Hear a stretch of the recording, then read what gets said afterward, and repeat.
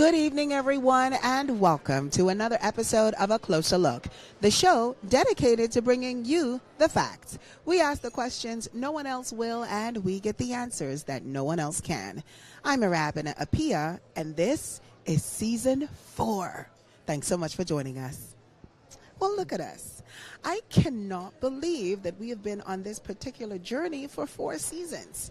Now, that may not sound like a lot, but that's literally more than like 30 episodes spread out over 3 years and multiple islands.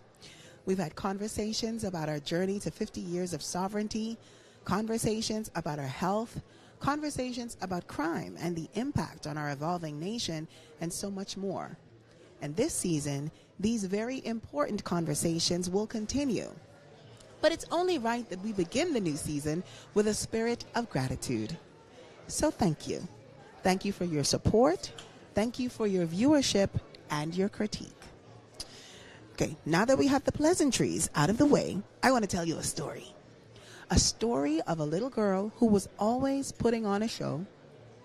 Whether she was dancing, singing, reciting poetry, or even just, performing. She knew that people across the country would one day learn her very difficult name, pronounce it properly, and applaud. This little girl who got talks too much on every single report card knew in her heart of hearts that one day she would make a living being a creative talent. That little girl, believe it or not, was me. And I can say without a shadow of a doubt that had it not been for the arts, had it not been for my 5th grade teacher, Miss Black, at Old Bight Primary School, who made me lead assemblies, or the mentorship of women like Gloria McGlone, who gave me my first lead role at the Regency Theater on Grand Bahama Island, or teachers like Michelle Lundy, who would entertain a moody teenager and read and critique my short stories, I might not be the woman sitting before you today. Which brings me to the reason that we're here. I say it all the time.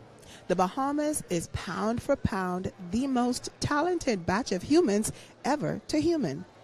The level of creative talent in areas like music, acting, dancing, writing, and producing is astronomical.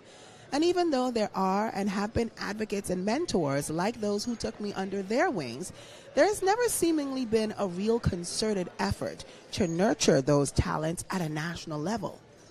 That is, until now. For tonight's episode, we're coming to you live from the Margaritaville Beach Resort here in Nassau for the official launch of the Creative and Performing Arts School consultation process. Now, while this is great news for those of us in the arts, I can already hear the skeptics.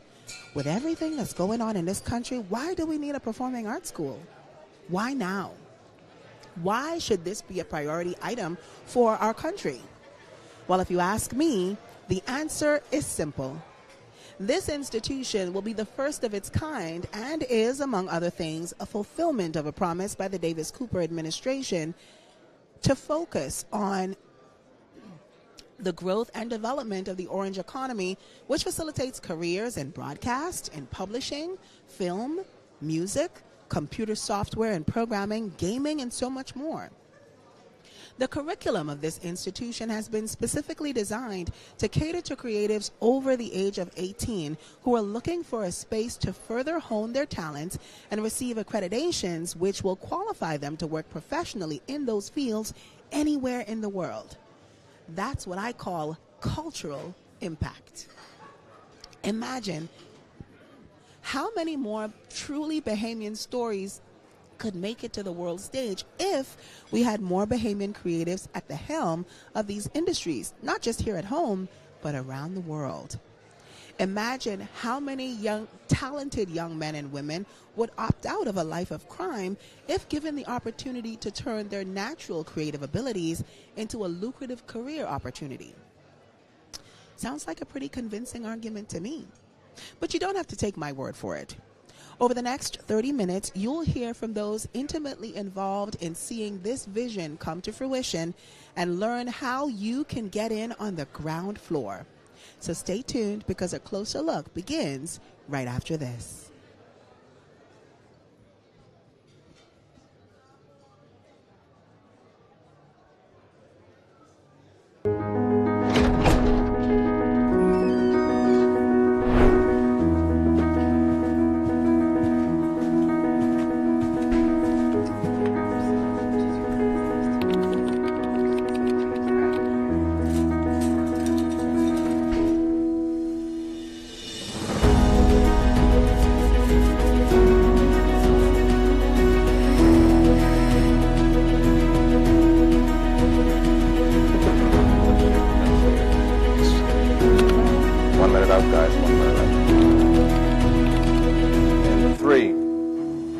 2.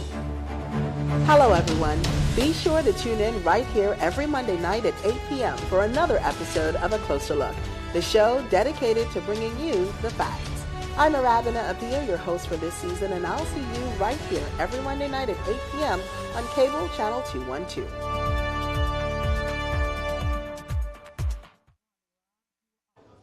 Welcome back.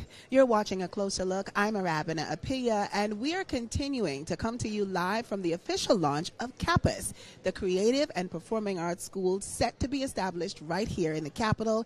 And we are taking a closer look at all of the elements of this new initiative, from the curriculum, the local and international partnerships that will make it possible, and so much more. Joining me now to continue this conversation is the chairman of CAPAS, Ian Poitier. Hi, and welcome to the show. Now, Ian, this is exciting times. You know, as someone who has been an advocate for the arts, I know this is something that is near and dear to your heart.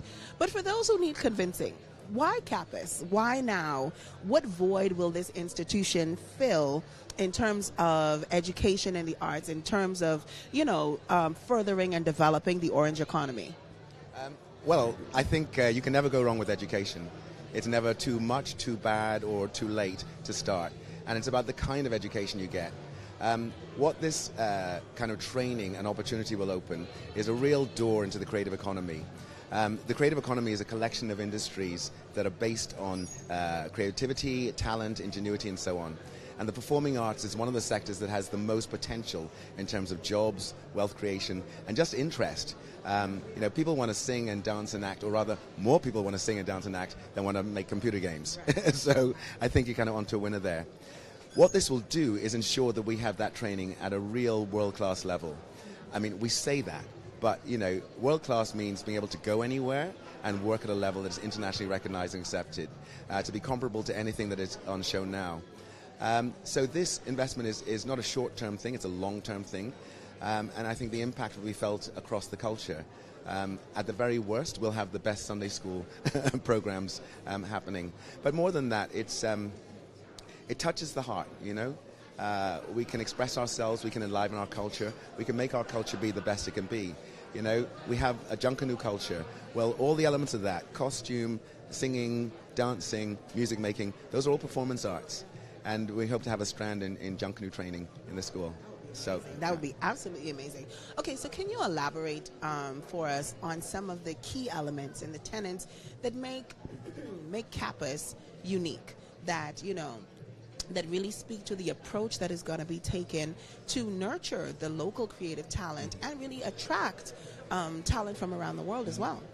So there are several models of performing arts schools.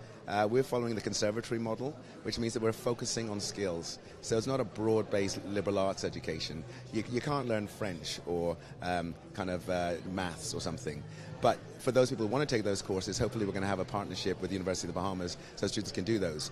We want to make sure that you can get through 8 shows a week. We want you to hit the right notes. We want you to make a believable character. We want your voice not to break. We need you to get your legs up when you need to in terms of dancing.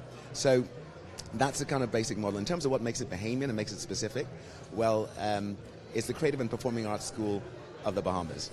And that already means something. The Bahamas has an international brand which is recognized and which is well understood. That's a sort of second strand.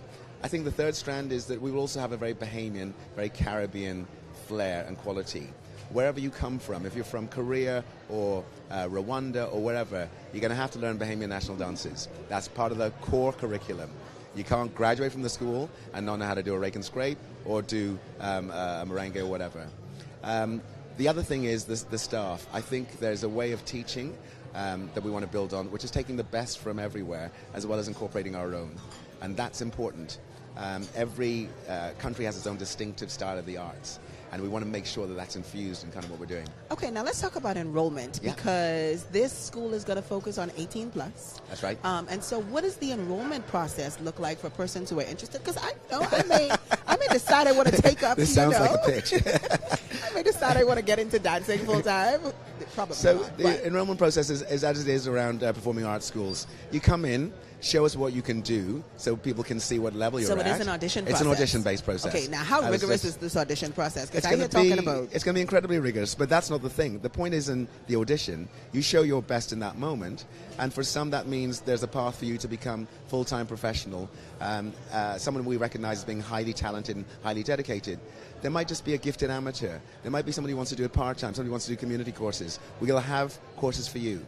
But the sort of elite training, if you will, obviously the numbers are not going to be big there. This is hard.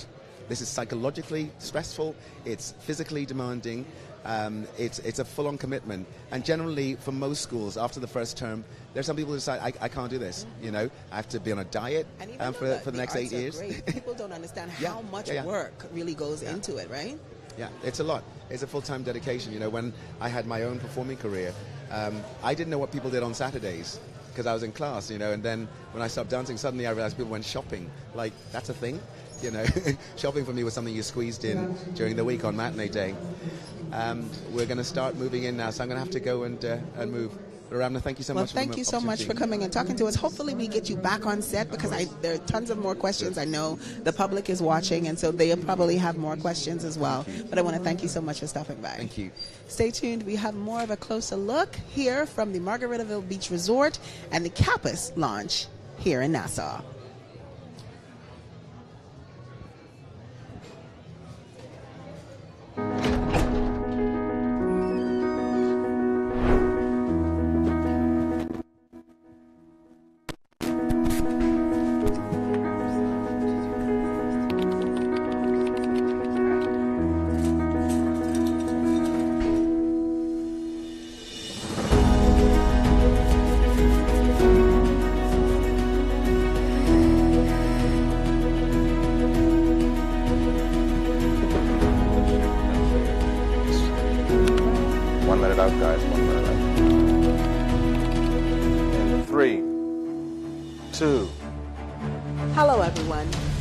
To tune in right here every Monday night at 8 p.m. for another episode of A Closer Look, the show dedicated to bringing you the facts.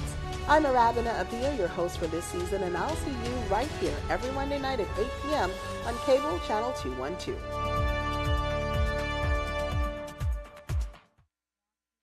Welcome back. I'm Arabina Apia, and you're watching A Closer Look. Thanks so much for joining us. Today, we are getting a first-hand look at plans for the establishment of a brand new performing arts school here in the Bahamas. And you know, guys, I very rarely do these kinds of events on my own. And today I have Catherine Duncombe, who is roaming around the room and has some people that, you know, are weighing in on how monumental this event actually is. Catherine, who's with you, and, you know, how are they feeling about the launch of the new performing arts school?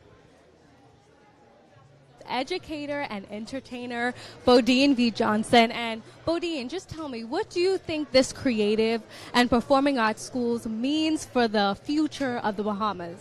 Well, we know that the arts tend to be the underlying theme for each and every vocation that is in the world. When we went through the pandemic, advertisers, people all over the world recognized the importance of the arts with developing psychosocial as well as content that continue to engage and encourage people. With the performing arts, you have language and literature, you have poetry, you have spoken words, you have theater, you have so many different aspects that I haven't even mentioned. And I know that the next generation of Bahamians who are interested in creative arts and those vocations that are within that wide spectrum are going to have a leg up when it comes down to their presence on the international stage.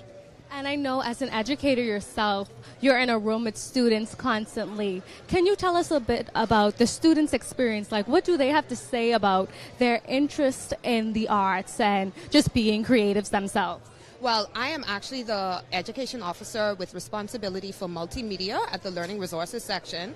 I can say that when I was in the classroom, being able to use the language arts, literature, using music, rhythm, rhyme, those natural elements, the creativity of the arts that you manipulate, they help students to learn and to learn more, but they're also a great way to socialize students. They're an excellent way for them to express their creativity, their emotions, and those are the things that play into how we develop. And so with the Creative Arts Academy and the school for it, I see that students will now have an opportunity to see the importance of the arts as the Bahamas continues to develop. And I know you are creative that wears many hats. You're an amazing vocalist. Can you speak to the importance of getting training when it comes to strengthening your voice? Well, not just your voice, but your social presence. Having the ability to speak on the fly is something that I value a whole lot. Being able to convey a message as somebody that produces a television show for YouTube that's seen all over the world helps to push the culture of the Bahamas, the food culture of the Bahamas forward for people that are in the diaspora. And I'm just one of many. You have so many other artists. You have an Andre Musgrove who is a scuba diver, and I'm so sorry if I am actually minimizing his impact. And then you have an Lana Velacourt. You have so many different people that are communicating through the arts and visual arts in ways that are substantial. And so being able to present yourself on screen and have people see your message and see the beauty of the Bahamas expressed in the way that you express your culture is important for everyone.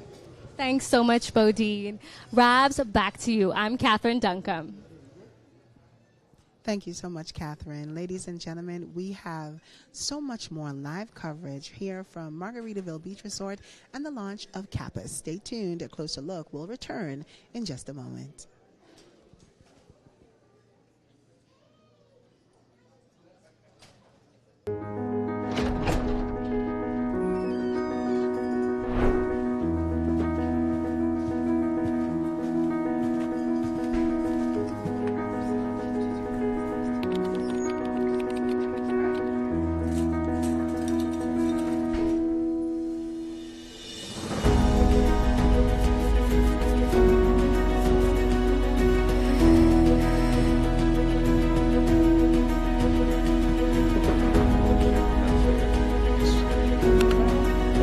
Guys, 1 minute out.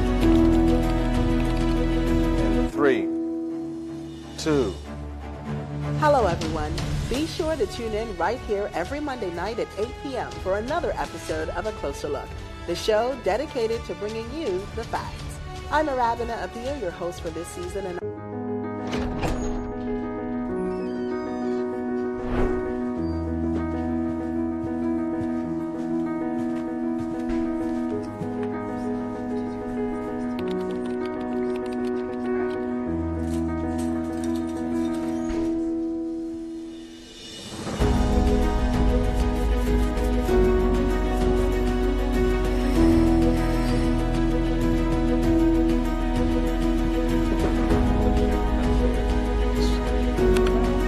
Out, guys. 1 minute out. In 3, 2. hello, everyone. Be sure to tune in right here every Monday night at 8 p.m. for another episode of A Closer Look, the show dedicated to bringing you the facts. I'm Arabina Apia, your host for this season, and I'll see you right here every Monday night at 8 p.m. on cable channel 212.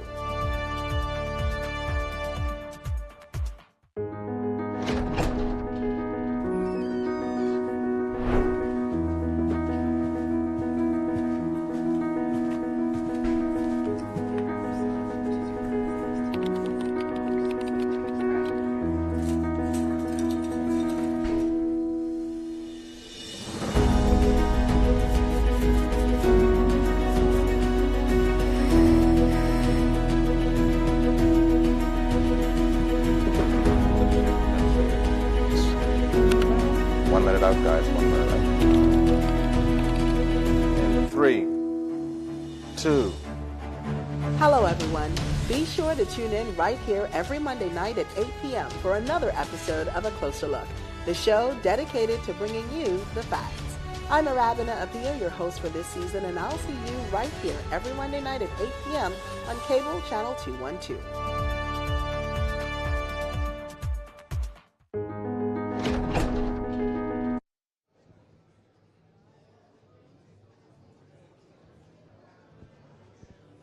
For those of us with a passion for the arts, CAPAS isn't just a school. It's the first step toward transforming the way we view the arts in this country. It's a platform to nurture something extraordinary. For those who make it past the rigorous audition process, it's not merely about mastering the notes or the dance steps. It's about channeling all of the things that make them passionate and translating that passion onto the world stage. It's an opportunity for partnership and growth, and it's a roadmap for those who are ready to make their mark on the world. I'm Arabina Apia. Thank you so much for joining us this afternoon, and we're going to take it live to the opening ceremony of the launch of CAPAS, the Creative and Performing Arts School of the Bahamas. Good night, everyone.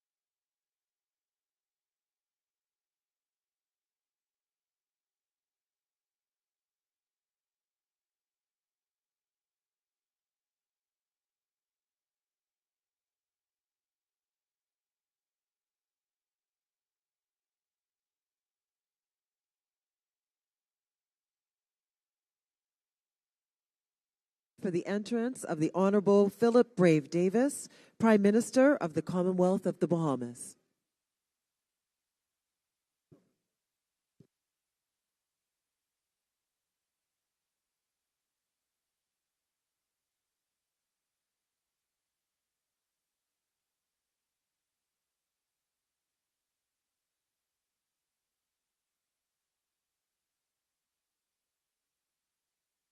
Thank you very much for coming.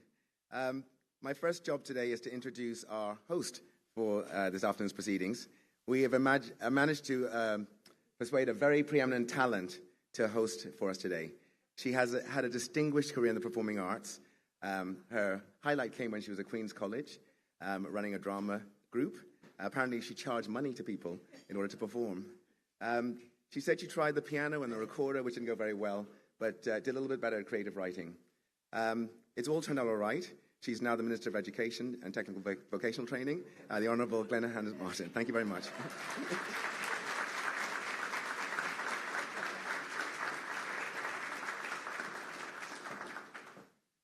Thank you. I hope nobody was surprised by that description, particularly the charging money part.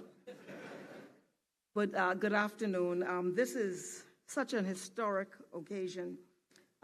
And this is really the beginning of something that's going to be so transformative in this country.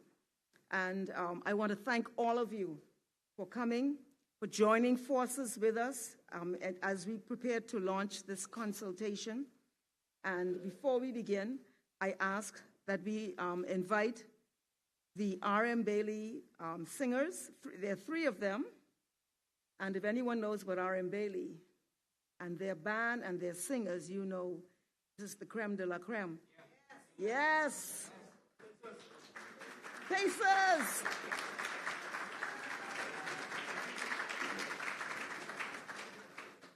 I would ask that you all stand as they perform the glorious national anthem of the Bahamas.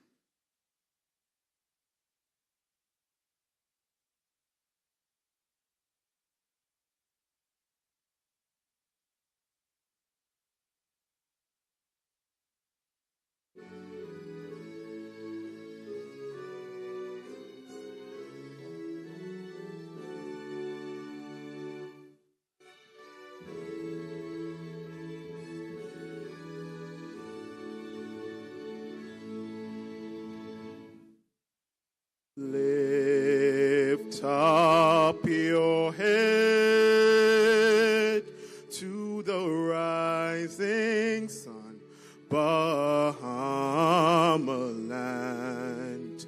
March on to glory, your bright banners waving high.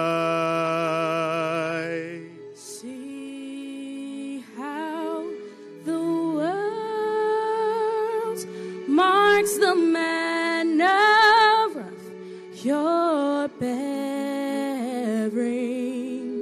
pledge to excel through love and unity, pressing onwards, march together to a common lofty goal. Steady sunward through the weather, hide the white and treacherous shore. Lift up your head to the rising sun, Bahamaland. Till the road you trod lead on to your God.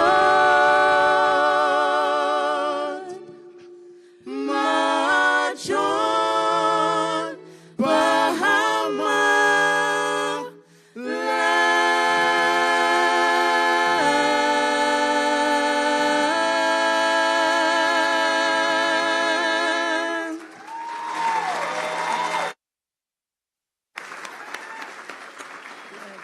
I pledge my allegiance to the flag and to the Commonwealth of the Bahamas, for which it stands, one people united in love and service. Please be seated. That was a beautiful rendition.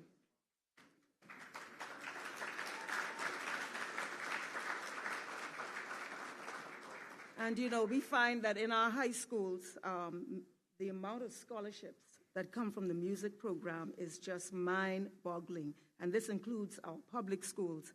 And I see Mr. Justilian in the back there with Government High, C.I. Gibson, R.M. Bailey, and on and on and on. C.V. Bethel. Many of our students go on to academic and technical careers based on their talent and abilities in music. But before I begin, there are only a few minutes that I will be here for this segment, but I wanted to invite all of you who are willing to take out your phones and to take a selfie of yourself, because I tell you why. This is a historic moment, and you will want to remember where you were at this time, and you'd want to know how you looked while you were here. So take out your let me do mine over here.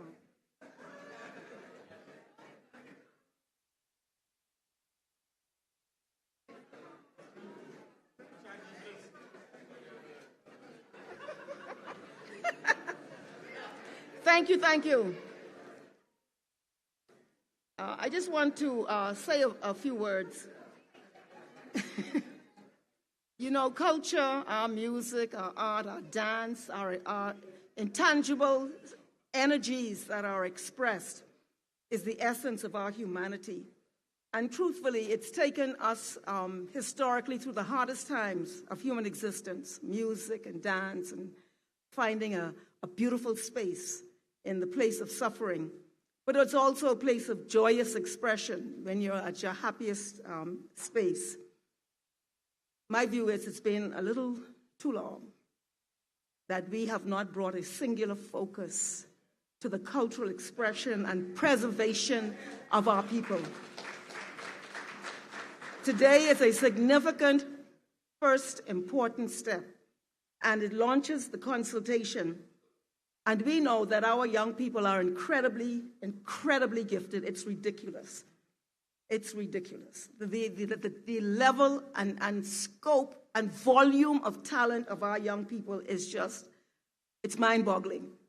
And this, what we are speaking about today, is the way in which we can create the manifesting place for our young people to express who they are, to celebrate who they are, and their incredible gifts and talents. I am so proud to be associated with this today. And I want to just end by saying that today we're going to hear the detailed vision that has been developed for this school that we're talking about. The presentations will outline the proposed syllabus, plans for students, staff, and the space we wish to build. And it's a collaboration of several ministers, including the Office of the Prime Minister. We are serious about this. It's about time. You know, my father always used to say, we must build this country with our own hands. So we want our young people and their incredible gifts, we want the world to see, to mark the manner of their bearing. I want to introduce the next presenter, which is the Minister for Economic Affairs. I didn't get his brief on his cultural thing, but he's from Cat Island. And I heard he could do what you call a dance. What you call it? He could do the rake and scrape. Please join me in welcoming Minister Halkitis.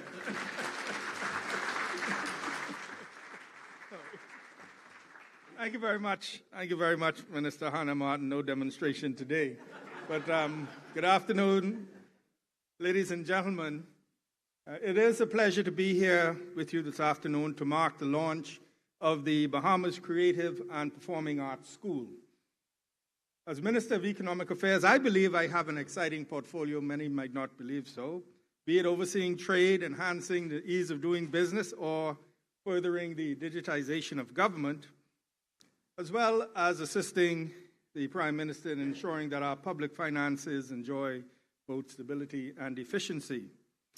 A tertiary performing arts institution holds many exciting possibilities in terms of the potential returns of such an investment. Commercialization of creativity is at the heart of the orange economy. Cultural industries represent a positive and promising fiscal stimulus for our country, as the orange economy is ever evolving and diverse in its own right, spanning the arts, communications, cuisine, and digital enterprises. Of the more than 16 sectors which comprise the orange economy, however, performing arts promises to have the most productive and catalyzing impact for the domestic economy. In training a new generation of artists, performers, and cultural entrepreneurs, we raise both the volume and caliber of our human resources in the Bahamas, maximizing our chances of success. Many small island developing states rely on the export of labor and attendant remittances to drive their economies. As far as possible, we want to avoid contributing to the trend of brain drain. The Creative and Performing Arts School will be a key aid in this regard. Indeed, the school will play a major role in keeping our talent and, in turn, cash flows in country. Careers in education and the arts will also surge with the opening of the CAPAS, which is no surprise given that the orange economy accounts for over 30 million jobs worldwide.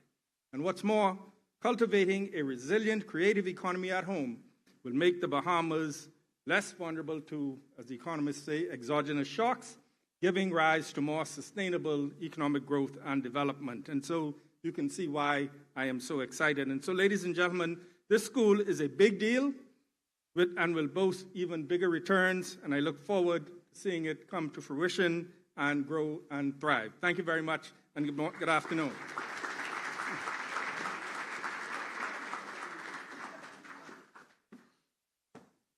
Thank you very much, Minister Alcides. There is a little brief on his cultural background. When he was asked about his performing background, they said he had a bout of amnesia. However, he did remember that he had a starring role when he played in a major TV show, Perry Como's Bahamas Holiday, some 24 years ago.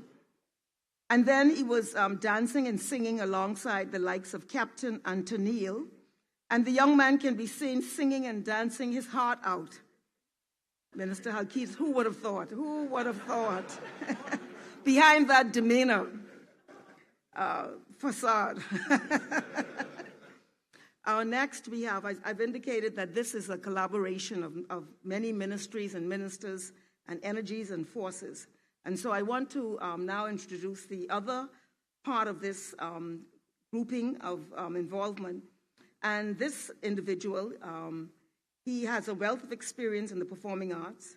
His early days was spent starring in numerous church productions, and he remembers Angels from the Realms of Glory as a major highlight. And the height of his performing career came playing Joseph in a Christmas production. He later went on to be deputy leader of the brass section of the Music Makers Junkanoo Group.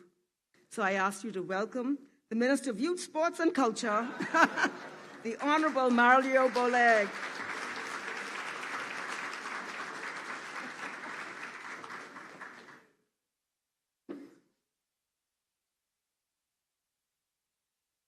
Thank you. I still believe I could find that robe.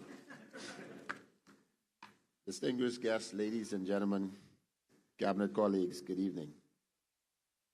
It is a blessing to be here today for the official launch of the Bahamas Creative and Performing Arts School. Today's event marks the culmination of months of planning and the start of decades of opportunity.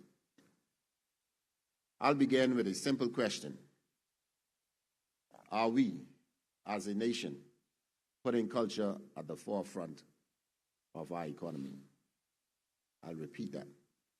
Are we, as a nation, putting culture at the forefront of our economy? I'll let that question sit right there for a little while and come back to that very soon. You all have likely heard me speak about the orange economy before. As Minister of Youth, Sports and Culture, part of my job and part of my duty to the Bahamian people is to promote Bahamian culture.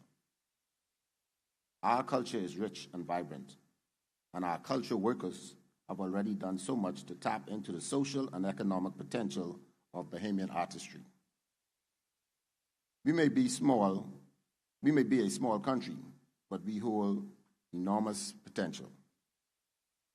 The time has come for the government of the Bahamas to pursue an economic agenda which fully harnesses the potential of our cultural industry.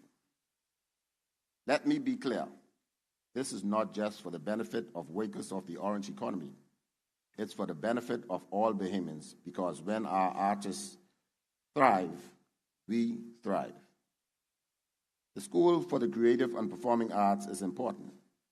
Important because by educating our citizens in country, we can better retain the precious talent and build a more skilled and agile cadre of creative professionals. Well-trained cultural workers mean world-class cultural outputs and serious economic gains in return. With this school, we give our youth an opportunity not only to grow, but to flourish. We offered them the chance not only to perform, but to be inspired. So, are we as a nation putting culture at the forefront of our economy? With the launch of CAPAS, you can bet we are on the right track. Thank you and good evening.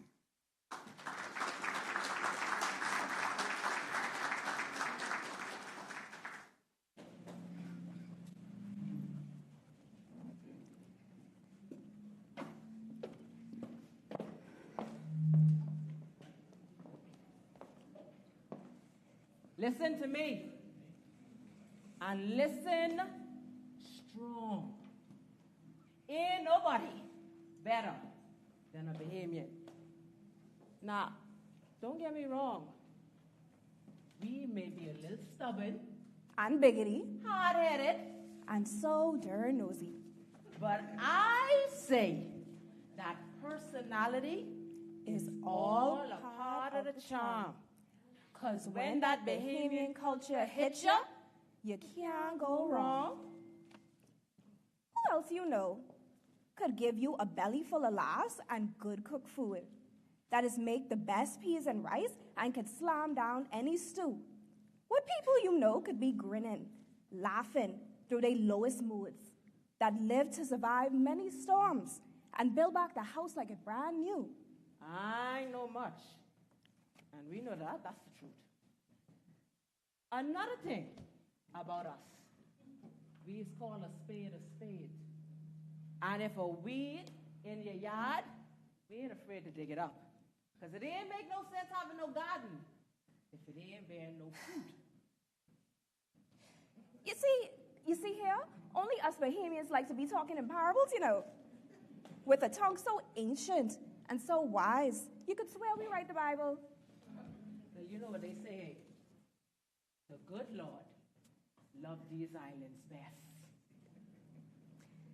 Seriously though, our tongues have a natural allure, heavy down with proverbs and African folklore, history rich, from Baintown to the Tangle Groves of Andros. Ain't nobody could tell a story better than Bahamians. Just ask Princess Pratt. You could make something so stale sound so juicy and always have you coming back. Now, one like me. I got a Abaco, Long Island, Cat Island mix. So you know, ain't much a gal like me can do. What you say now? Right? Yeah, I had a splash of that too, you know. but listen, you know no one else can talk a Long Island, Cat Island woman telling you what to do. And that abaco, well, y'all know how we Abaconians go. Oh, trust me, sweetie. We know how y'all go. And I will very much keep my grand Bahamian ways planted. Because even though we also has put mayo in our conch salad, y'all Abaconian people from a different planet. No, we special. Very. And I mean that in a good way. But that's the best of the best. That's what we Abaconians say. Now, you know I'd been to one country. I too professional to call the name. But the color they sand and they water look the same. Now you know how we Bahamians is go. If I can't see the water, baby, it's a no-go. Child, this one here talking about beaches. Imagine living where the beach is 2 hours away. From you walking miles around concrete blocks and all the buildings look the same. When you're used to smelling the scent of brine, but instead you're just smelling smoke and grime. And that's when I knew I was an island gal from time. Listen to me. After living foreign, I'm just glad to be home. And gladder to be a Bahamian. No matter how much visa I gotta get. I listen, like proud any other countries you're adding to that visa-free list. But, you know, I just want to put jar wheels wherever Bahamians ever been. I mean, you know. Like we say, at this point, you know, who has the best actors, the best dancers, the best singers, the best writers, from Nicolette Bethel to Sidney Poitier to Calvin Lockhart to Bodine to Wendy to Gino D to you, to me. Nobody could do it like we. And ain't no place I'd rather be than right here in this archipelago, making memory that soon become history. Now listen to me and listen strong. Ain't nobody better than us. Bahamians.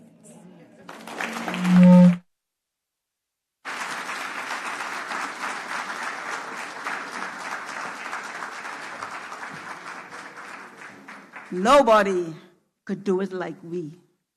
I want to thank, who will find their names quickly, Miss Clinton Poitier and, sorry, just trying to find where did I put that? Tanisha Pratt, my apologies. I also want to recognize the R.M. Bailey singers, Glenique Mills, Destiny Tertullian, and Chauncey Wright, and they're here with their teacher, Miss Brene Clark.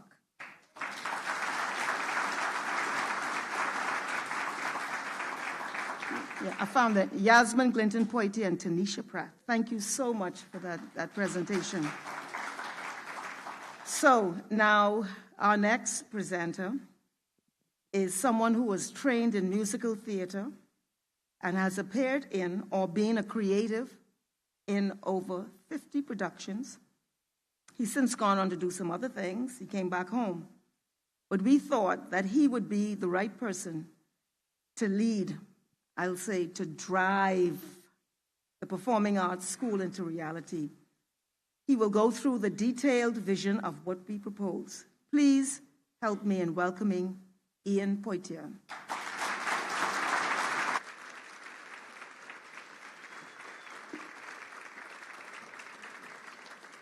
Thank you, everyone. Right. I think this is where the fun stops and the serious stuff starts. There's a fair bit of information to go through. I'm afraid a lot of it will be sort of talking at, but hopefully there's a lot to keep your interest. Today is just the presentation. At the end of this, for the next 2 weeks, we'll have more of a conversation, more dialogue, when you'll have a chance to ask questions, to interrogate, to challenge, and hopefully to get on board with. So, the new Creative and Performing Arts School in the Bahamas. As Minister said, it's been a long-held dream. We've wanted this. Everybody in the creative industries, everybody in the performing arts knows how much this can help. Talent gets you so far. If you want a career, if you need to be able to do 8 shows a week, you need to have some sustainable craft. And that's where the Performing Arts School comes in. So what are we proposing? I have to do it myself. What are we proposing? A conservatory, as opposed to a liberal arts establishment. What does that mean? It's a place where the skills themselves are taught.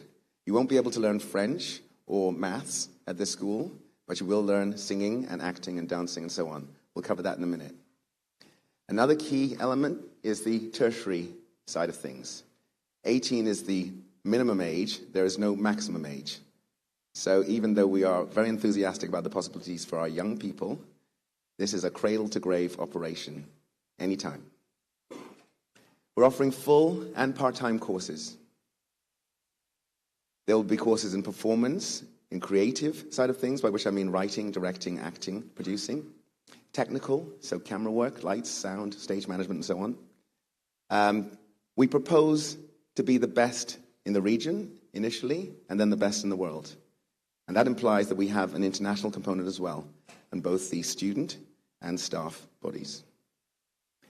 We want the best international accreditation, and we've got to be the best in order to earn that. And we have already started to form significant partnerships with the top schools and other establishments and businesses related to this field around the world. I have to tell you, the Bahamas means something. When you say this is what we're doing in the Bahamas, people sit up. People want to help. People lean forward. They lean in. Already we're having some offers of sponsorships and potential offers, which come purely on the fact that we're doing this in the Bahamas. People want to see us succeed.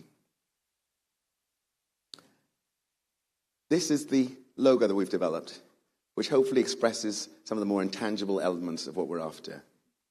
We thought that this figure matches the exuberance, the fun, the joy of doing this in the Bahamas, as opposed to somewhere in the dead of winter.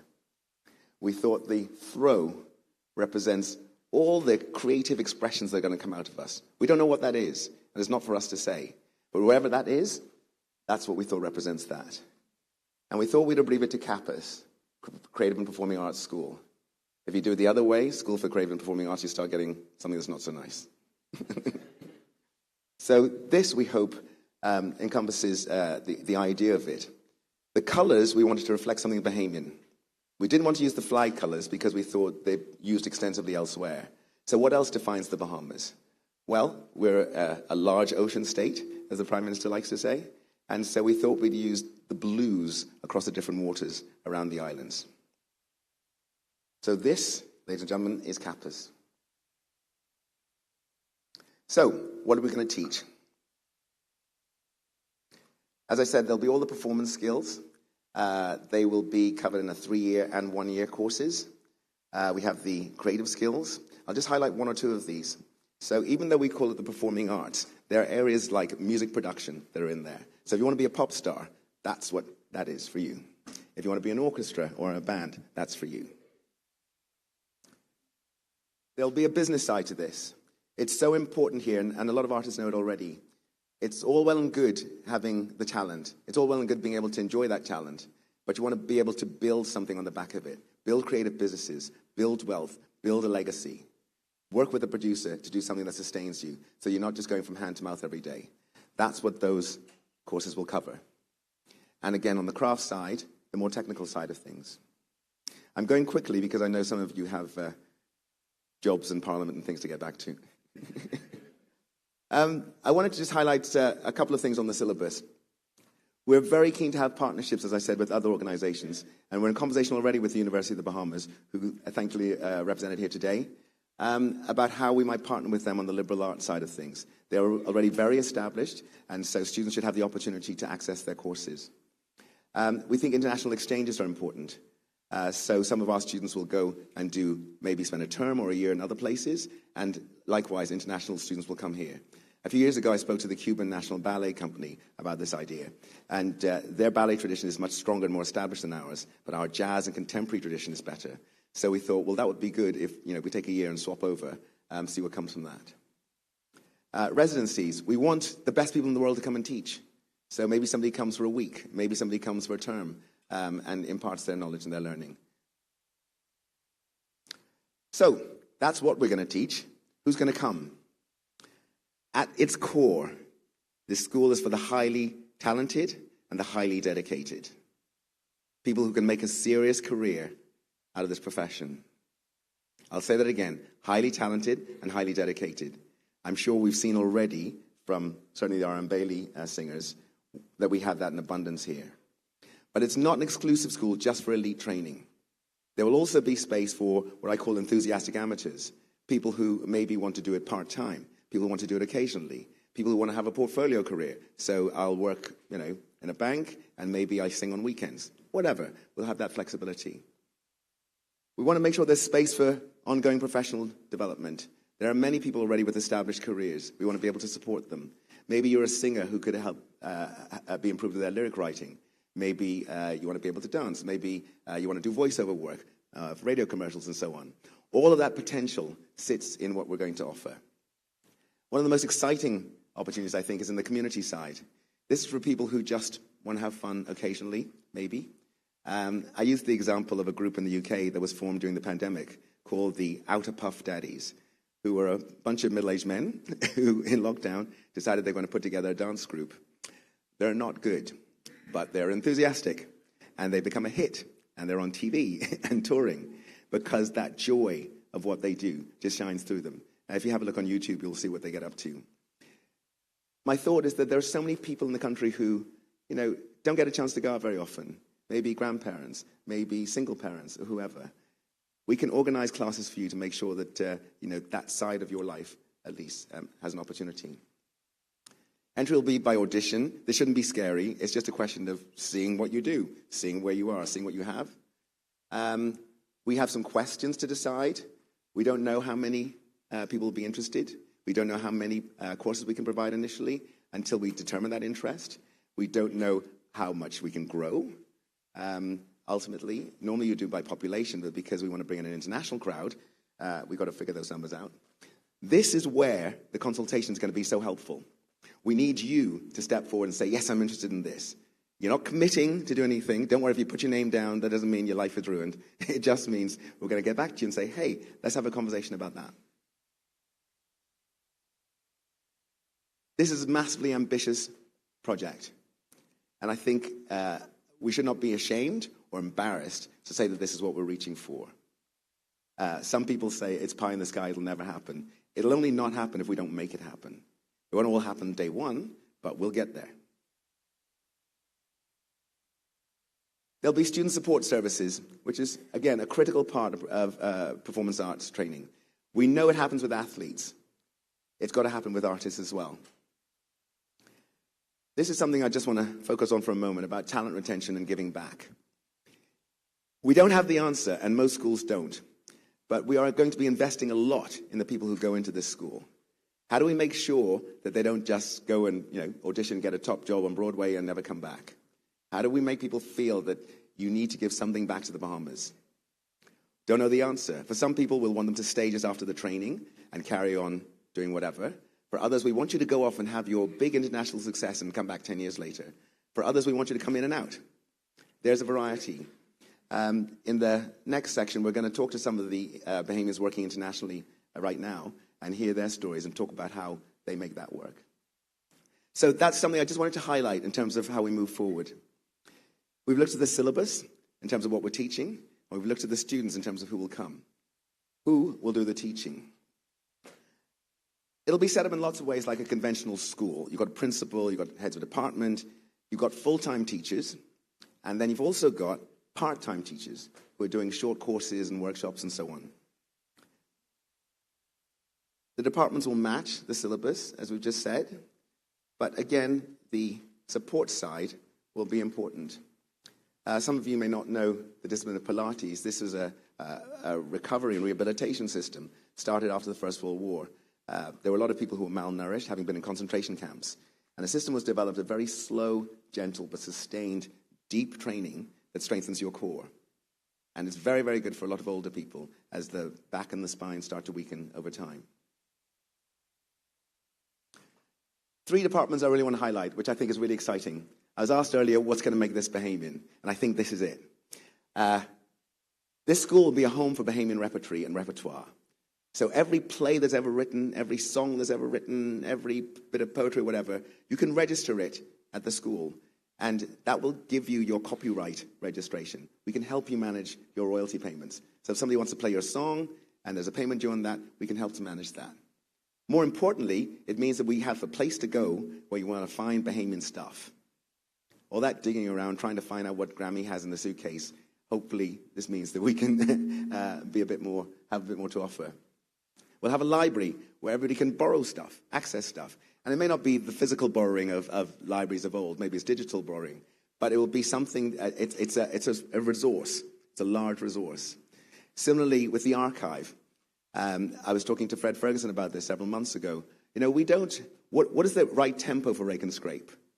What are the right movements for Dicey Doe? What are the right movements for the Kongstai? Once we capture all of that and standardize it, we can say, well, this is what it is. You don't have to follow it, there's no rule, but we have it. We have this repository of Bahamian culture. So the last section I'm going to deal with just now is about spaces. The first question everybody asks is, where is it going to be? And the answer at the moment is, we don't know. But we have some options. We have some really good options. I'm very fortunate in my day job to know the Minister of Finance, who also has a part-time role as the Prime Minister. And I know I'm quite annoying, but he is very supportive of what we're doing. And that makes a massive difference when you're trying to find space in our country to build something. We have a short list of a few places. Yes, the Shirley Street site is one of them. But there are a number of factors you need to take into consideration. It's not just about the building. It's about what's around the building. It's about the accessibility. So these are some of the kind of criteria that we're looking at. Ultimately, and I put it up at the top, we want this to be an architectural wonder. It's not going to be like a square box that's just dropped from the sky. It's got to be a thing that people want to come to the Bahamas to see. And I use the example of the Sydney Opera House. People fly to Australia to see that place because it's so dynamic. You can, if we get it right, you know, it might be a conch shell. It might be, I don't know, whatever. Something that in and of itself is interesting. We want it to be open and accessible and safe and secure. That's a given, but we need to remind ourselves. We need it to be sustainable.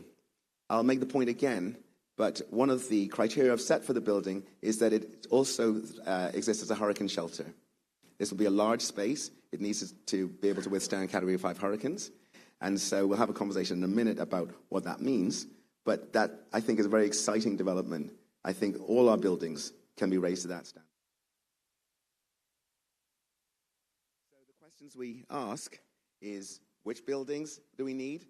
Where are these buildings going to be?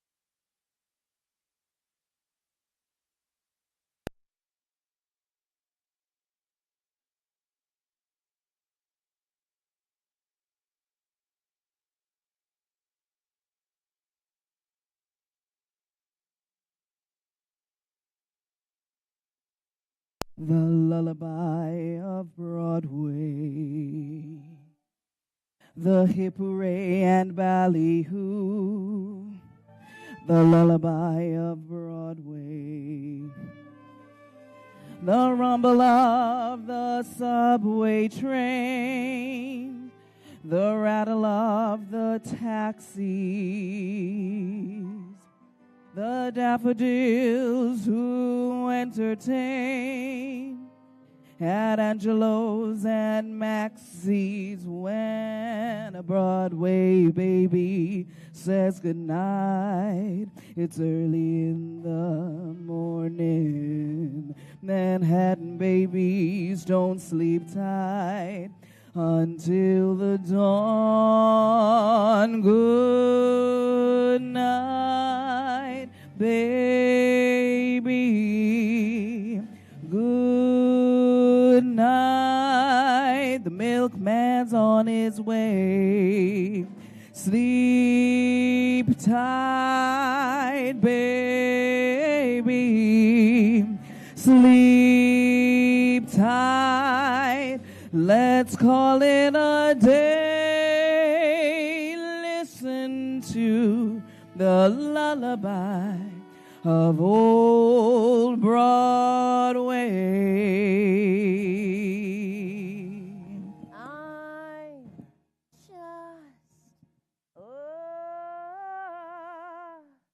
Broadway, baby,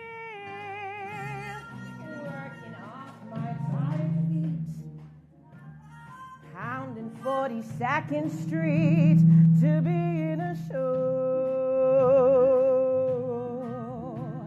A Broadway baby, learning how to sing and dance, waiting for that one big chance to be in a show.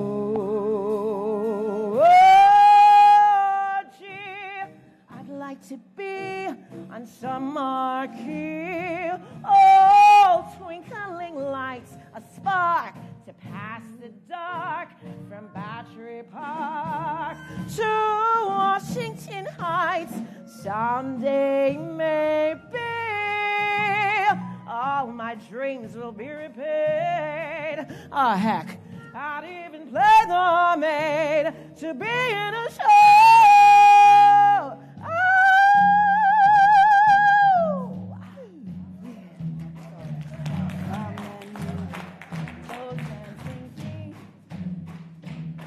On the avenue, 42nd Street.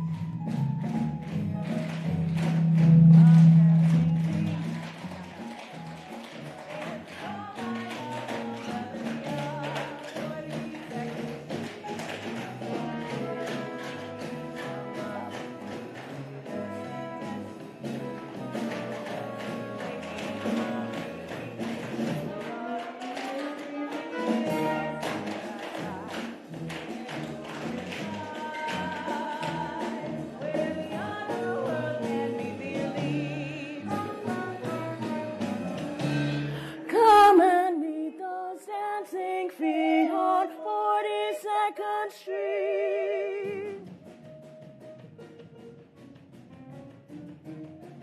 Hi, ladies and gentlemen.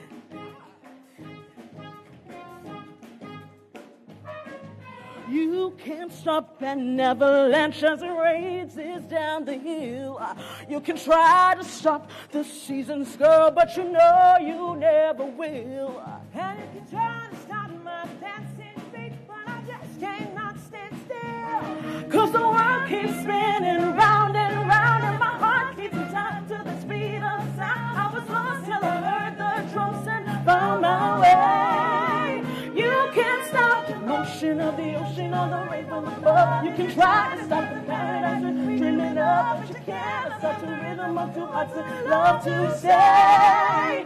You can't stop the motion of the ocean or the rain from above. You can try to stop the paradise we're dreaming of, but you can't stop the rhythm of two hearts that love to say. You can't stop the beat. You can't stop the beat. You can't stop the beat. The beat.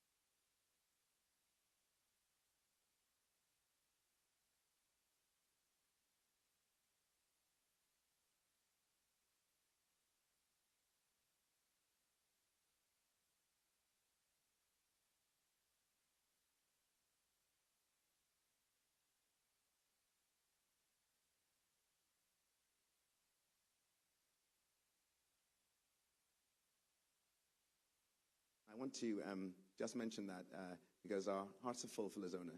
She's gone far too soon.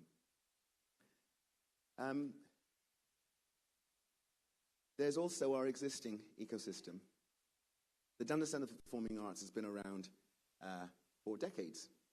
And we need to make sure that we lift it up and we help it thrive, because that really should be the place where most people get their taste of what professional theatre can be like. It's after you've been through the Dundas that you think, I could do this all the time. Yeah. So I'm happy to say we've been in discussion for, well over a year. We're developing an MOU. Hopefully you will see the fruits of that very, very soon. And this is not just a one-off. This is a long-term sustainable effort. Similarly with the University of the Bahamas, there's also the ecosystem that lives independently. There are so many people who've been working for years, teaching, soldering on, with virtually no or very little support. Is Lawrence Carroll in the room? I'm going to embarrass him for a minute. I can't see. There he is. He's gone all shy. Mr. Carroll is just one of our greatest teachers who's been teaching children for decades, for generations. And we need to make sure that he and the ecosystem around him thrives, so that people are taught safely and carefully and professionally. He himself was a talented dancer, and I'm old enough to remember when. And he also is a very highly praised and accredited teacher. That's what we need to do. So one of the things we're looking at in respect of teachers is to support teacher training. And that is something that will happen in the next 2 years. Everybody will need to be sufficiently accredited so that we get our insurance, get the accreditation, and people are teaching safely and in recognized ways. But we'll talk about more of that as we go on. So that's before. What happens afterwards? Well, there's a gazillion careers, and some of them might not be so obvious. You've seen how you can end up being a minister by coming out of a Sunday school or a school or a Christmas show. This is what you can aim for.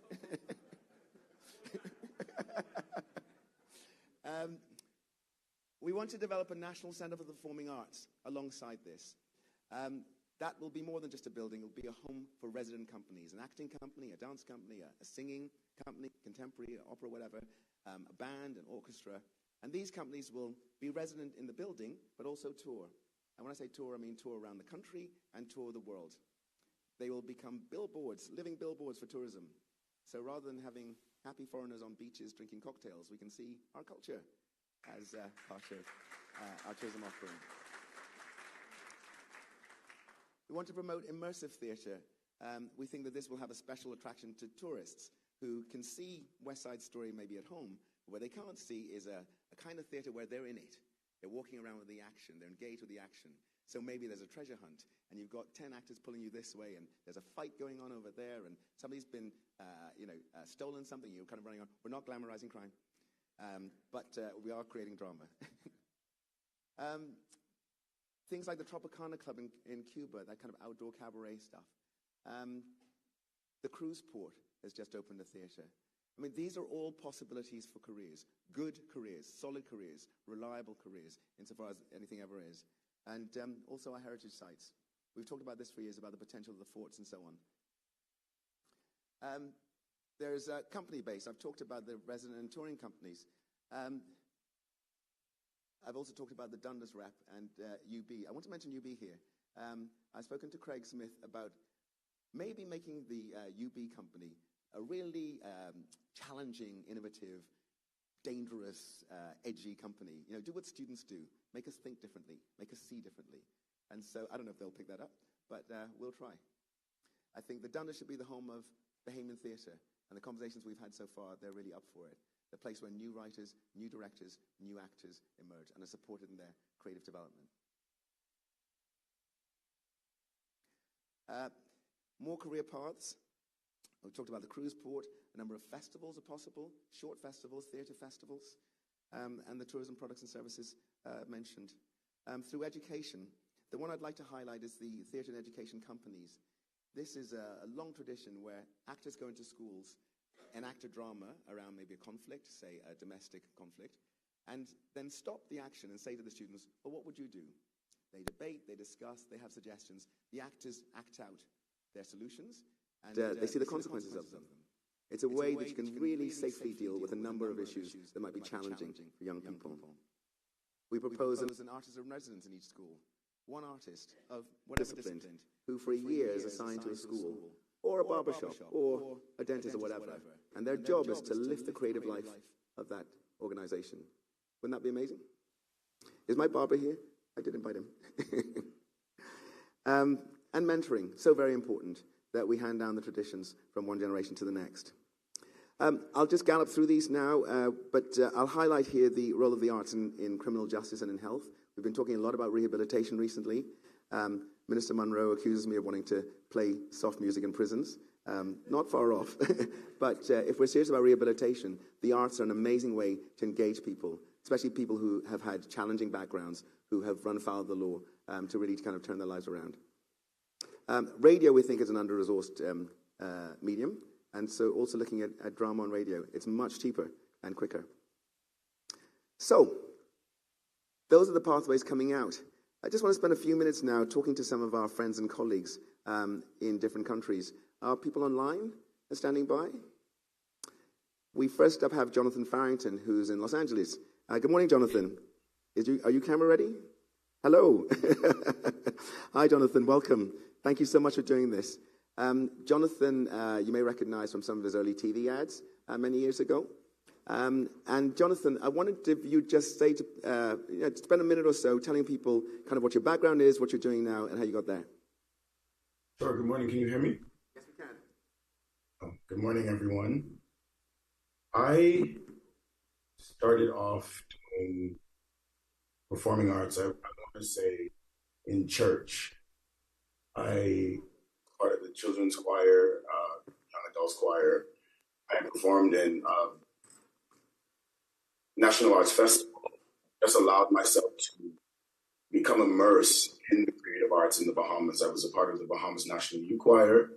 I was also a part of James Catlin's acting troupe. So just always found myself involved in anything creative. I also had my own groups, started a recording career in the Bahamas, and eventually decided to leave to expand my horizons and pursue the art in a different environment to challenge myself. And as a result, I've been in the United States for about 7 years now. I've lived in New York, done off-Broadway, some Broadway work. And now I'm on the West Coast and pursuing my recording career and also the acting world, and also still auditioning for a lot of theater. So that's what I've been doing. And it's been a roller coaster ride because the life of an artist is not just one straight path. It is a very rocky and windy road. And coming from the Bahamas, such a small island, it requires a greater mindset because you're now a smaller fish in a bigger pool. Back home, I was a bigger fish in a smaller pool, and so there's a lot of competition and a lot of requiring of self-worth and self-value, and knowing that you have something to offer the world. So that would be my response to that question. That's fantastic. Thank you so much, Jonathan. Jonathan's too shy to say that he's been winning awards and is really celebrated from the get-go. I worked with him many years ago on the CASIC Awards, and real sort of shining star. Jonathan, stay on the line. I might come back to you if we have enough time. I believe Courtney's standing by. Is Courtney there? Yes. Hello. Hi, Courtney. We're just waiting to see you. Can you? There you are. Courtney is in Mexico right now, and I'll let her introduce herself, but very pleased to have her on the line. Thanks for making the time, Courtney. Do you want to say a bit about your journey and what you're doing? Yes, and thank you so much for having me, and congratulations to you and to everyone who's poured their time and energy into this amazing launch. My name is Courtney Select-Beardson. I'm a proud Bahamian dance educator and performer. I danced for many years with the globally celebrated Alvin Ailey American Dance Theater, and about 7 years ago started Artsy Dance with a mission that is very similar to this one, to uplift our youth and give dance and performing arts the platform that it deserves. I am so excited to see something like this implemented. I started dancing very, very young. I was about 2.5 years old, and I don't know how you know that's what you want to do at that age. I like to say it's a conversation God and I must have had very early on, but once I started dancing, I never looked back. And it was my way to reach people, and it was my way to feel seen in the world. And I ended up going to New York City, where I went to Fordham University and trained at the Ailey School, and graduated with a degree in dance as well as communications and media studies. I did some more business arts work at Harvard Business School's crossover into business program. I performed for 2 sitting U.S. presidents. I was blessed and fortunate enough to receive the Shirley Hall Bass Legacy Award for my work here at home, and the Princess Grace Award. But most recently, I was selected as a Forbes 30 Under 30 Young Entrepreneur for my work. But nothing feels better than coming home. I've been inspired by the likes of Shirley Hall Bass, the legendary Mr. Lawrence Carroll, Mr. Robert Bain, those true artists who cultivated our youth here on this island. And it just feels like a dream and a privilege to see something like this implemented to continue uplifting our youth. As I just heard, a career in the arts is not easy, but it is rewarding. And outside of even just being a professional, the transferable skills that it teaches our artists, sense of self, confidence, work ethic, discipline, so many of those things that really set everyone apart. And it's just such a pleasure. Thank you so much, Courtney. Really appreciate you. Thank you. I see some of our people looking at the watch. Don't worry, it won't be much longer. We have 2 more exciting people to hear from who will be brief. Ronald, are you there? We're going to stay on the line, Courtney. Ronald, are you there? Hi, Ronald. Ronald's in New York. Ronald Pete. Hi. Please say hello and introduce yourself, and tell us a bit about what you're doing and how you got there. Okay, I will. Thank you, Ian. And I will be brief so everyone can get to where they're going. But this is such an exciting adventure that's happening right now. I was born in the Bahamas. I was born in Nassau. And much like Jonathan, I started in choir, and I did school plays. I have a memory of performing Oliver at the Crystal Palace. And then fast forward, I studied at Emory University, and then I got a degree at NYU's Tisch School of the Arts in drama. And I've been professionally acting since 2010 when I graduated. And I've been blessed to be able to do off-Broadway, Broadway, TV, film, animated series. I narrate audiobooks. I sometimes tell people the news in New York. And so there are so many facets of the skills that you learn when you study the dramatic arts, not just communication, but creative conflict negotiation, and creative leadership and entrepreneurship. And I know Ian before was joking that you won't learn math or French, but actually being an artist is being a citizen of the entire world. The only way that we can do what we do, which is to hold a mirror up to nature, is if we know what nature is and we study nature. So being an artist is really studying all there is to know about the human condition. Fantastic. Thank you, Ronald. Really appreciate that. I just want to pull out 2 things there, Ronald sort of glided by. One is he does a lot of audiobooks. That is a huge genre, a huge area of opportunity. You can hear from his voice that he has it. Ronald has worked very hard to develop those vocal qualities. He's told me that he didn't start with that. It is really something you can learn. But the other thing is he's got a series coming out on Netflix, I think, this year, where he plays a Bahamian. It's Apple. Which is a rare thing. We're going to switch over to Antoine, who's in London. Good evening, Antoine. How are you? It's nice to see you. Antoine, please introduce yourself and say a little bit about what you are and what you're doing. Good evening. Congratulations to you and the incredible team of people that have put this together. When you spoke to me about it, I can't tell you how inspired I was by what this project could potentially mean. I grew up and was raised in the Bahamas. At 6 years old, I guess I could say I had a life. I was raised in the arts. 6 years old, I started to play the flute. My granddad was Duke Errol Strawn, that many of you may know as the conductor of the National Youth Orchestra. So, of course, if you live in a Strawn household, you had to play an instrument. So I grew up with one. And at the age of 19, I started dance, working with, of course, esteemed people like Lawrence Carroll, Shirley Hall Bass, Valerie Dean, also dancing with Carolyn Vogt. And I was a part of the very first iteration of what was then the Bahamas National Dance Company that was later inspired by Cleo Parker Robinson. I remember her coming over from Texas and taking us through the first start of this, which was at the Dundas. And I performed also at the Cable Beach and also at the Le Cabaret Theatre. And at 23, I decided that I wanted more, and I left Nassau. I went to New York.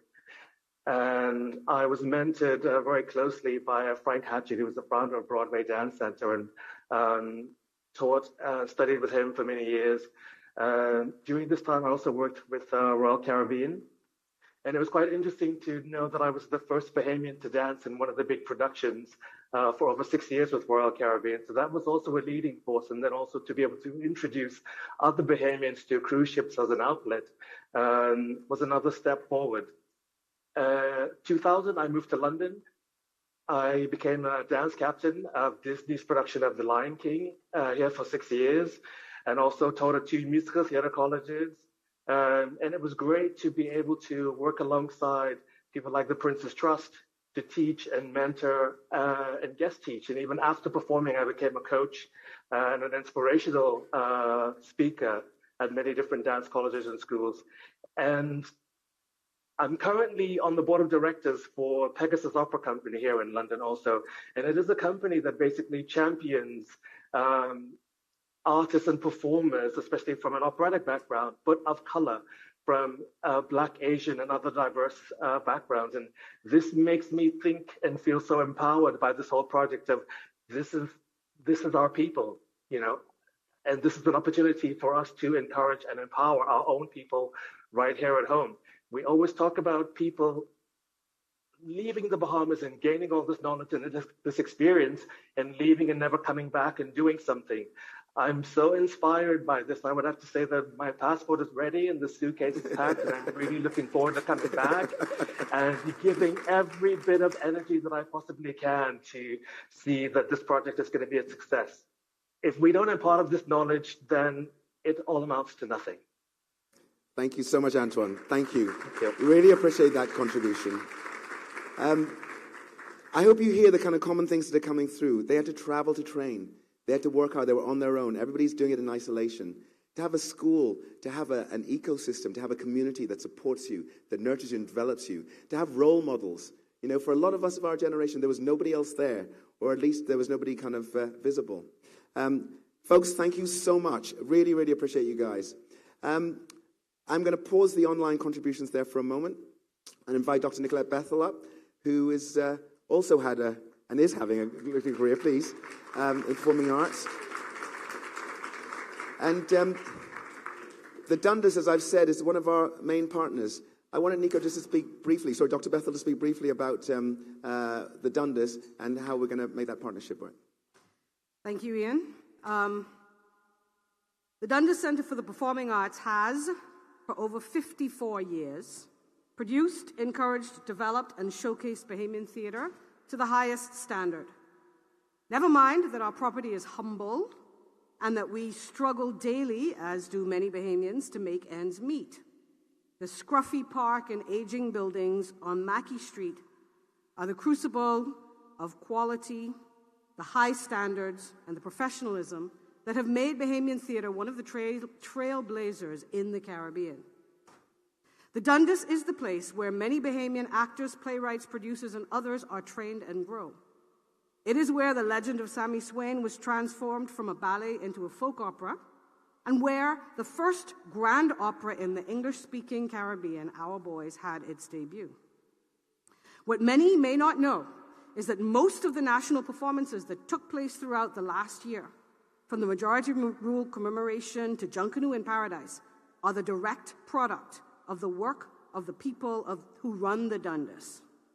What many may have missed is the year-long celebration of Bahamian playwrights, directors, and actors, which was the Year of Bahamian Theater last year, which presented a different production every month in honor of the 50th anniversary of independence, each by a different Bahamian playwright.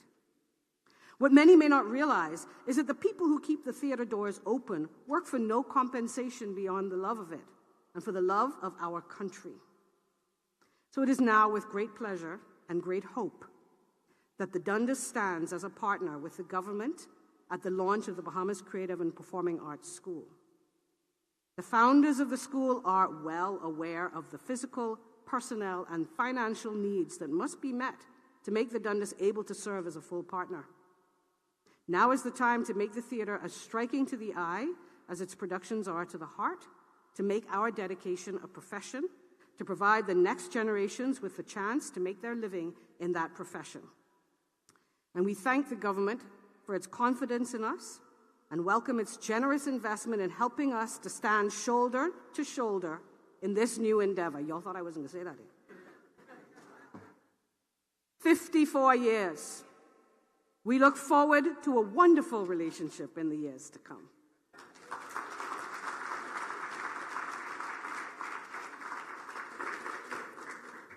Nico's a shining example of what eternal optimism and perseverance delivers. And that is characteristic of everybody who lives in our world. We're going to have one more brief testimonial now from Nisi. Please come to the stage. I would like you to say just briefly a little bit about what brought you to today. Thank you.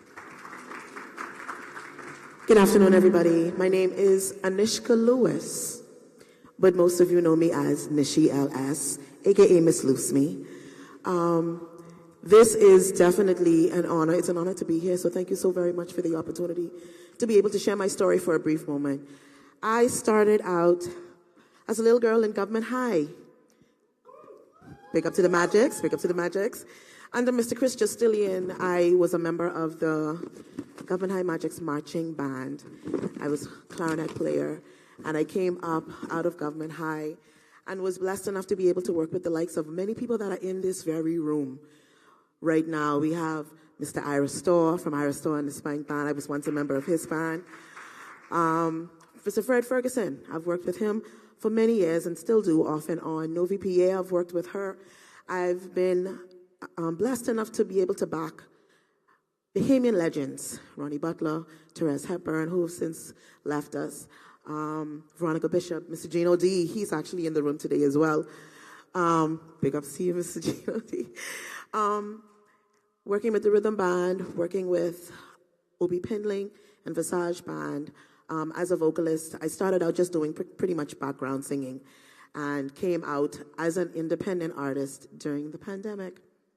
And it has just been a whirlwind between 2020 and now. I've traveled the likes of Trinidad and Tobago, Cuba, Dubai, Canada, and the United States, just doing what it is that I do best, which is bringing the Bahamian culture to the people. And so with this initiative, I am so happy that this is finally here and coming to fruition. I wish that it was something that was offered to me as a child to help teach me, because, you know, I bucked my toe quite a bit to get where I am right now because of the lack of knowledge. But now, with this being here, we won't be able to be walking into this industry blind. The orange economy really, really needs this boost. And so for the knowledge that is about to be spread with so many people, there's so much knowledge in this room alone, it's an honor. And so with that being said, I told you I was going to keep it brief. Hit it, maestro. Because we all know that this is where it all began. And I wanted to leave this here with you today. It's a crowd favorite, so if you want to sing along, feel free, all right? Here we go. Oh, it's 3 a.m. and I'm waiting for the sun. Lost track of the days, man, look here, this ain't no fun. Cell phone in my left hand, TV on my right. My mouth extra dry, cause there ain't no rum in sight. Longing for the days when I was wild and free. I'll do anything with lick, not care or worry. Now it's like I've joined the clan of HMP, but I ain't commit no crime, so please set me free. Loose me, let me go. I don't want to be inside no more. Loose me, let me go. This is killing me, that's for sure. So let me out, let me out, let me out, let me out. Say, loose me, let me go. I don't want to be inside no more. Hey, loose me, let me go. This is killing me, that's for sure, yeah. Thank you so very much for the opportunity. I really appreciate each and every one of you. God bless.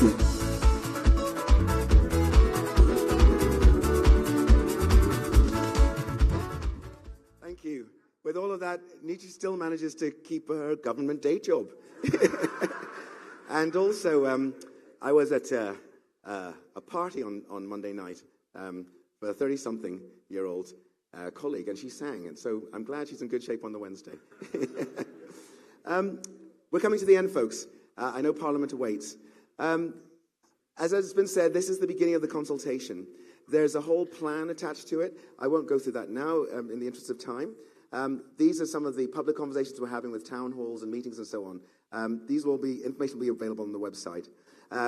We will be publishing very shortly our handles for all of these so you can get in touch with us.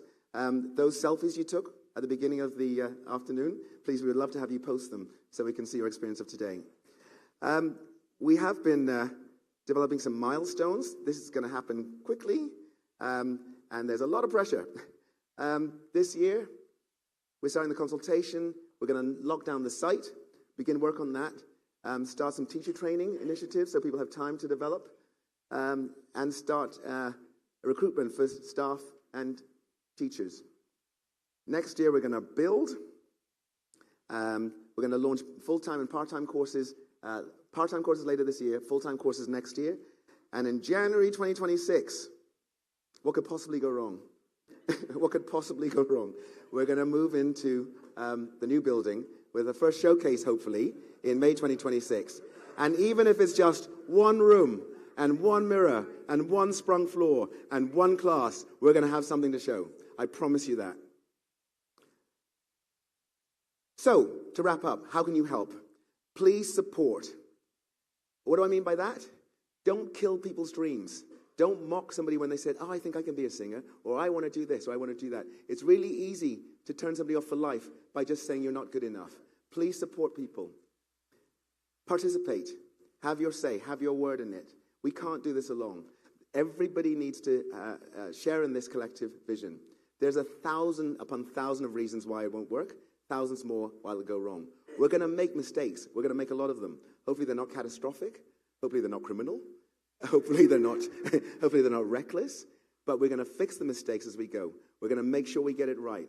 And if it's a bad idea, we'll kill it. We're not going to make something bad. Contribute in every which possible way you can.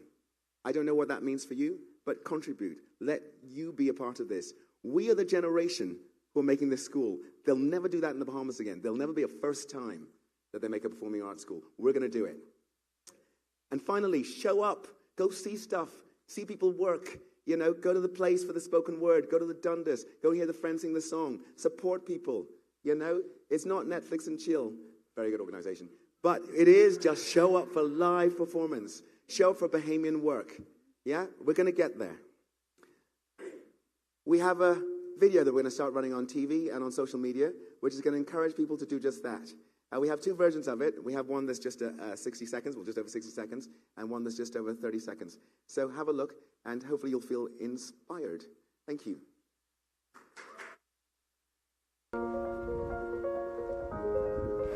I always wanted to be a writer. You soon can be at CAPAS, the Bahamas School for the Creative and Performing Arts. I want to be I want to be technical and creative. You still can be at the Bahamas School for the Creative and Performing Arts.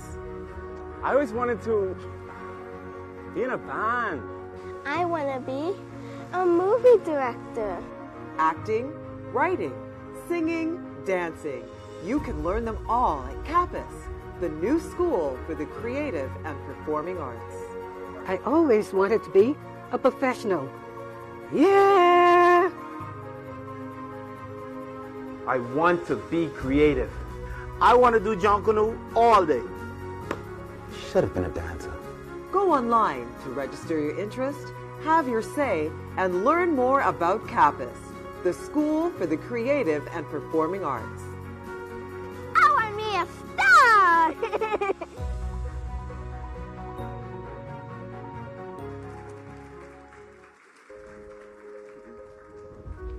I always wanted to be a writer. I want to be I want to be technical and creative. I always wanted to be in a band. I want to be a movie director. I always wanted to be a professional. Yeah. I want to be creative. I want to do Jonkunu all day. Should have been a dancer. I want to be a star. You soon can be at CAPAS, the Bahamas School for the Creative and Performing Arts. Thank you so much. Minister Hannah Martin will come back to shepherd the last section. I just want to say, it's going to take a small army to make this thing a reality, but it's going to take an even bigger one to make it succeed. And I really hope you'll join our army. Thank you. I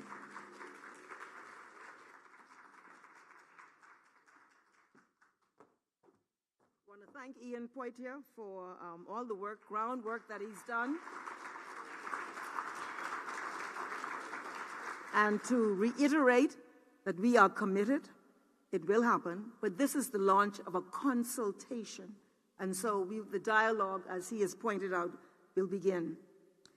I now have the honor and privilege to introduce someone. We've seen his skills in drumming and shaking the cowbells. Also, he knows how to gracefully skim across the dance floor, at Cat Island to do. Many do not know that he's also a writer and poet, although he complains that his day job prevents him from spending enough time pursuing this passion. But he's pursuing an even greater one, which is the future of our nation. Please join me in welcoming the Prime Minister, Honorable Philip Davis, to give closing remarks.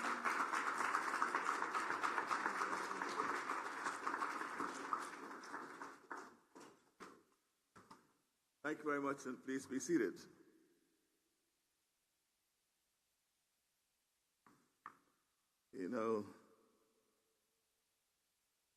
The Bahamas of yesteryear. Anyone who would have been around in the yesteryear would recall that none of us was spared from doing something cultural, doing something that connects. So you go to Sunday school, go to church, and you become a part of the Christmas play or the Easter play. And everyone was required to participate. Now, some of the shy ones might not get the big part in the play. The forward ones will probably get the bigger part. But we all had that. And then, as you grew, you recognize that, churches had something. We all went to church back then. Now, we all went to church for different reasons, but we went to church. And you'll find that, churches had programs. I used to like to go to church for the programs. And then in the programs, everyone was, the Sunday school children or the younger ones, they had to cite words of the Bible. So each one was given verse the Bible, and then they would call up on the stage and ask to recite. All this is part of our culture. And sometimes they had these long verses, but I was happy that the voice I had, I used to like it because I just go.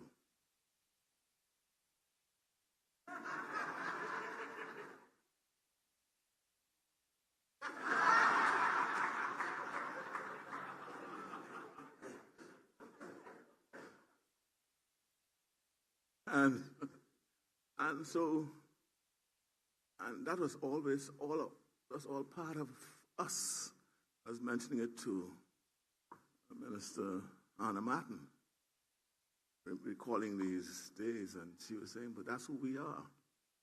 But we seem to be losing it.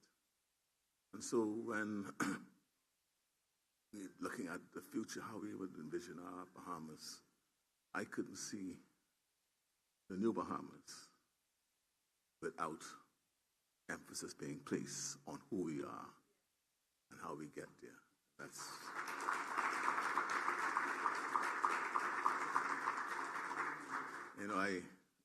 I've been, I shake my maracas and I beat my little drum every now and then. I do my healing too, and I do my quadrille.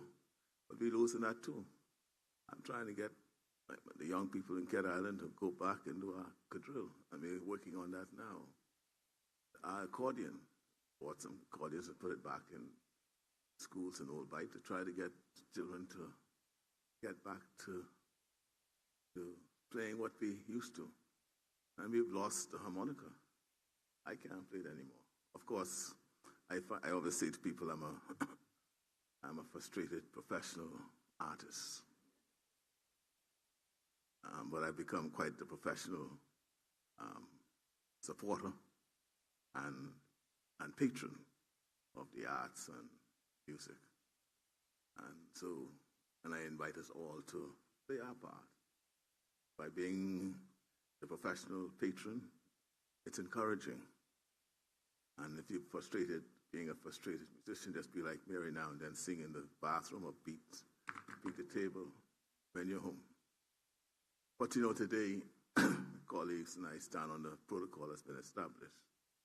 It's truly a landmark day and the start of something very special. As our culture and identity have grown, especially during these past 50 years of independence, so too has our wish to express that culture at its best. In our Bahamas, we know that we truly are blessed with talent in abundance. In fact, we have seen our sports heroes transform into super world-class athletes, given proper training and investment. And so it has been a long-cherished ambition here to establish a school to train people for careers in the performing arts. And today, we plant the seeds of that ambition. Minister Hannah Martin continues to speak passionately about the transformative effect that the arts and culture can have on young people. You'd have heard Minister Halkitis provide the context with his observations about the creative economy and Minister Boleg's emphasis on the potential for creative and cultural development. Together, they all offered a glimpse of what a potentially transformative effect this investment can have. I go further. I believe that in developing and promoting the creative skills and talents of our people, we are developing a nation better fit and able both to overcome challenges and to seize the opportunities of our time. The arts in general, and the performing arts in particular, have the power to help us imagine better possibilities for ourselves and for our world. They have the power to help us resolve our conflicts, to solve problems, and to alleviate boredom. I believe that this new creative and performing arts school will have a profoundly positive effect on our country.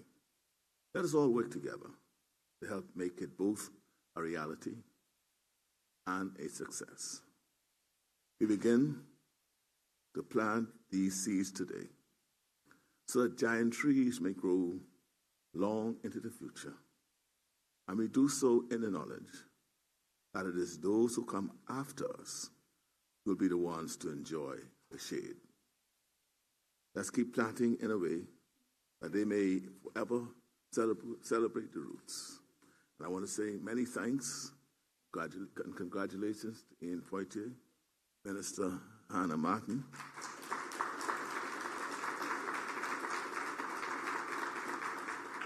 and to all of you who will make sure that CAPAS is a success.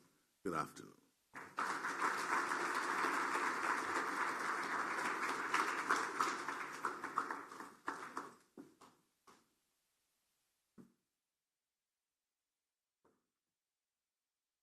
Thank you very much. And we are at the end of this program. I want to, before we bring the closing prayer, I want to recognize the High Commissioner of the UK, His Excellency Tom Hartley, who's here in the front and has been here throughout the entire event.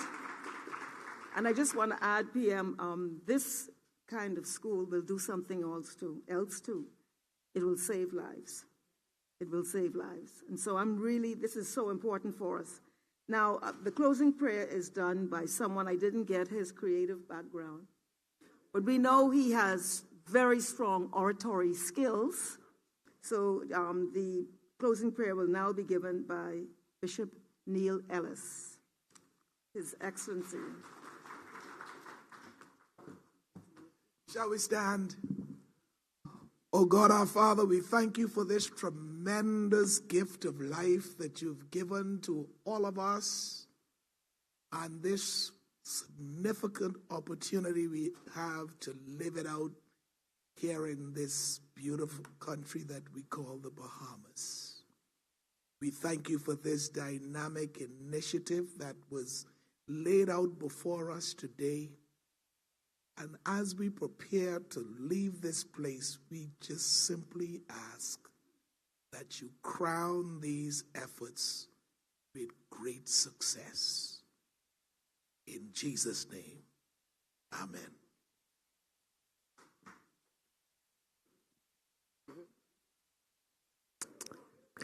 Ladies and gentlemen, thank you all for coming. That's it for this afternoon. If you could please remain seated, we'd like to allow the ministers to exit the room first.